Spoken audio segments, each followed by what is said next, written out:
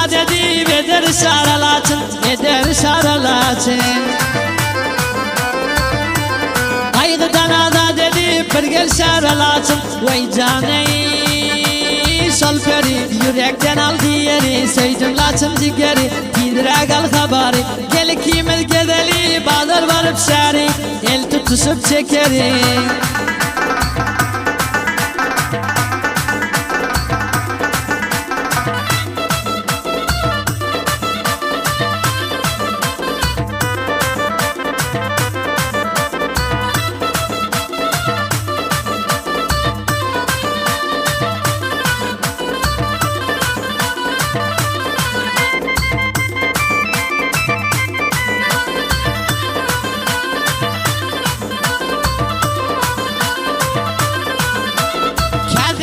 Sen bana kayok bulup gidersen, kayok bulup gidersen. Kay yapıp gül yüzünü kaysar edersen. Vay caney laçınım, iki gönlerim sende. Gördüm yıllar içinde, can kalmadı bedende. Bir tokat gelir diye köp karıştım üstünde. Hiç itibar yok sonda.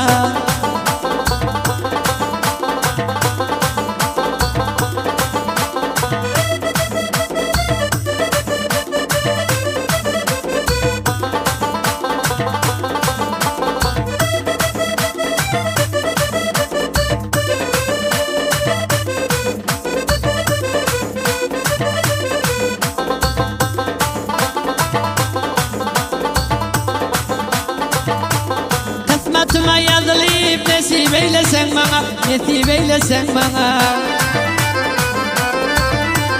Şonca yıllar içinde yüreğim verdim sana. Vay caney laçınım, bir haberim almaz mı? Bana rahim salmaz mı? Nalışım dinlemez mi?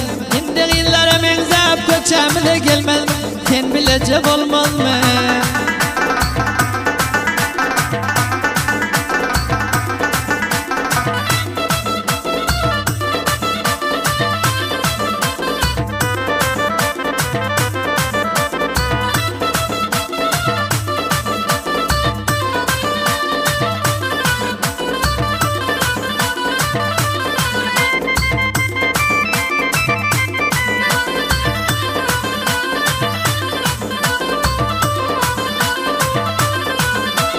Abdülcebbar Seydi şiir tertiplep verdi, şiir tertiplep verdi. Muhibullah Şaban bize fermayış verdi.